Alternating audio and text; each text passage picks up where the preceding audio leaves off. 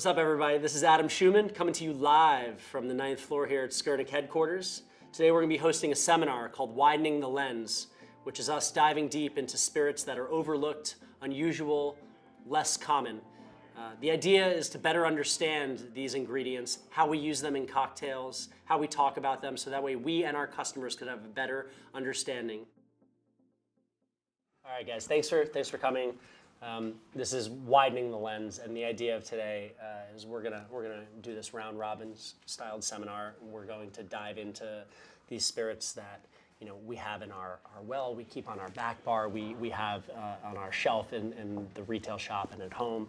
And the idea is to kind of dial it in, distill it down, so that way we, and more importantly, since this is the hospitality industry, our customers better understand what this stuff is, because I feel like a lot of the time, a lot of these ingredients and the wording on menus and just a lot of the things that we talk about and so come so naturally and easily to us because we are deeply involved in it, just goes right over their head. And there's nothing worse than when someone like sits down at your bar and looks at the menu and is like, I don't know what this means, and so much so that I am intimidated to even talk about it. That's the worst. So with that said, we're gonna taste 5 spirits today, and we're gonna start with number 1. And we could just, I think, get right into it here. The first one is the Raicilla. When it comes to Raicilla, as we discussed earlier today, Raicilla is mezcal. It's all sort of mezcal, except for Sotol. Sotol is not mezcal, right? When people are like, what's Sotol? You're like, it's kind of like mezcal, but it's actually a shrub in its own family made in the process of mezcal. Raicilla actually is mezcal. Raicilla is made in Jalisco. And Jalisco we know most famously for tequila. That's tequila country. Highland tequila, producing a fruitier style of tequila. Lowland being more vegetal and known for more industrial. And when you talk about Raicilla, I think the short of it is this is mezcal produced in Jalisco, which is tequila country. So first thing on the nose, I mean, this stuff is really light and really, really floral. It has a quality to it that is a little bit lactic, right? If we were to talk about lactic, It's like a shrub. Like a shrub, right? It has like almost like you could smell acidity in here. Shrub being in this instance vinegar. We're talking about not a shrub from Martinique, which is a sweet liqueur, with spices, right? So, and it has that it has a cheesy quality to it. We talked about, and we've tasted other Raicillas before, and sometimes Raicilla, kind of like Jamaican rum in a way, or other like these kind of estery spirits, can be really, really funky and really, really salty and almost like Parmesan rindy. When I put my nose in here, I don't get so much of that. If we're talking lactic, I think we're talking more along the lines of like yogurt, or maybe something like a goat cheese. It's fruity, it's floral. I mean, if this were a singer, is this somebody singing up here, or is this somebody down here, the guy singing in bass? Up top, right? Sings up top. It almost reminds me of like a gin. It has like a botanical like quality to it, and again, for that reason, it's really easy to play into the botanical qualities. You guys dig this?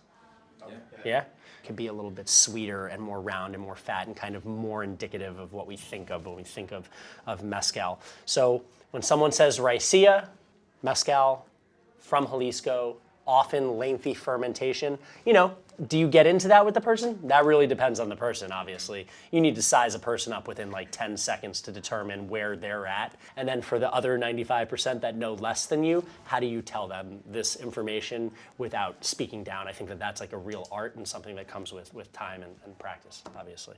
It's mainly hand sell. We have a pretty, pretty with it clientele. It's amazing. I feel like that's super special, and I think that there are a lot of we're blessed here in New York and a lot of places, but here especially in New York with a clientele that is at times more savvy, or at least has more options. There are so many places where that is not the case, and even within New York, there are so many places, so many bars and restaurants and retail shops where that is not the case. People come in, they walk, they grab the same bottle of Tito's 100% of the time. We're going to talk about Damoiseau. So when it comes to rum, 95%, more than 95% of the world's rums are made from molasses, right? Molasses is the it's not pretty, but is the industrial byproduct of producing sugar. This other small percent, which includes cachaça in a lot of cases, and then in the French Caribbean, you have agricole. Damoiseau is from Guadeloupe. So you can see here, it has a little bit of color to it. That's because it's required to age agricole. Even the white agricoles, you must age, says the law, for a minimum of 6 months, and then it's up to you whether or not you decide to filter it out, filter the color out, which can be done through charcoal. There's a number of ways to do that. Agricole is essentially wine, right, made from sugar cane. So you take the cane, you juice it, you inoculate with yeast.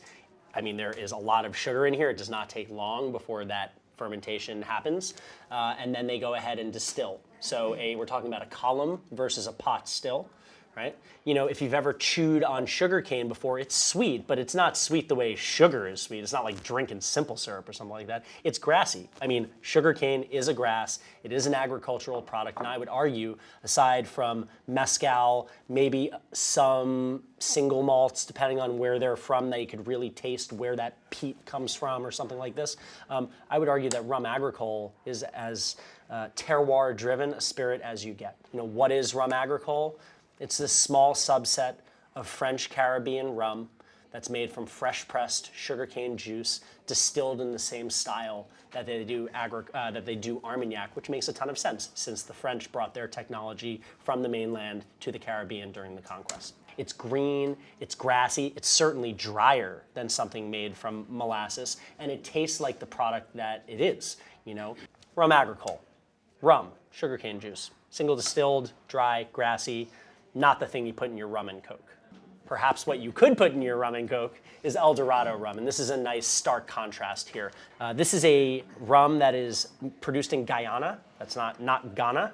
People mistake that. Guyana, so in South America, touches Brazil, Venezuela, Suriname, Caribbean in culture. Here you have Demerara rum, and what Demerara is the name of the river that runs through Guyana. What is El Dorado 3-year white rum? This is a molasses-based rum distilled from Demerara molasses, the sugar of which came from the Demerara River. And what you're left with is this texture that is creamy. It has almost like a coconutty, almondy quality to it. So it's really easy to play into those flavors right there. I mean, a little bit of funk from something like, you know, Rum Bar or Rum Fire, or one of these high ester Jamaican rums.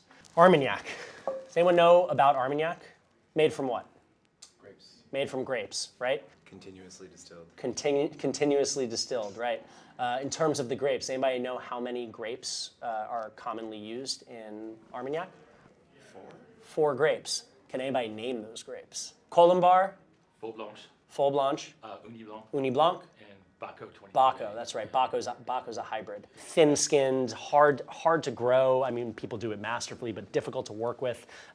And Faux Blanche is like that, very susceptible to disease, weather fluctuations, things like this. So some people really love Baco. So a grape distilled spirit, distilled one time in the southwest of France. That's a more muscular, rustic, full-bodied, slick is a nice word to use, or oily, you know, is a good word to use.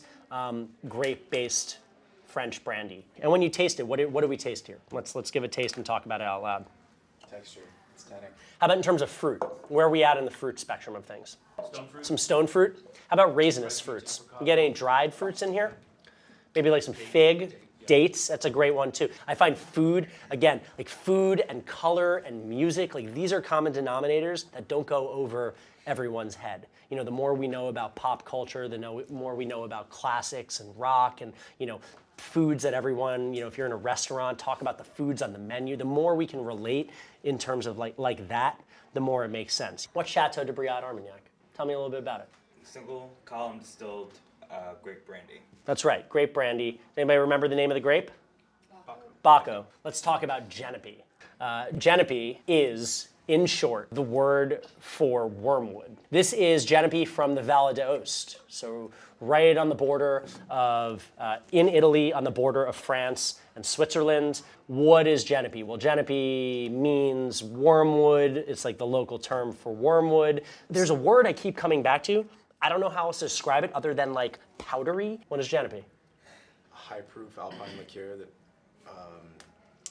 showcases or spotlights wormwood. This doesn't louche out. Louche is the term when you add ice or water and it gets cloudy. You don't get a louching process here.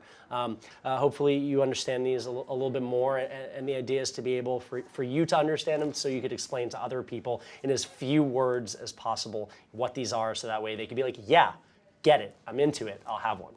That's the point. Yo, thank you. Awesome, yeah, you're welcome.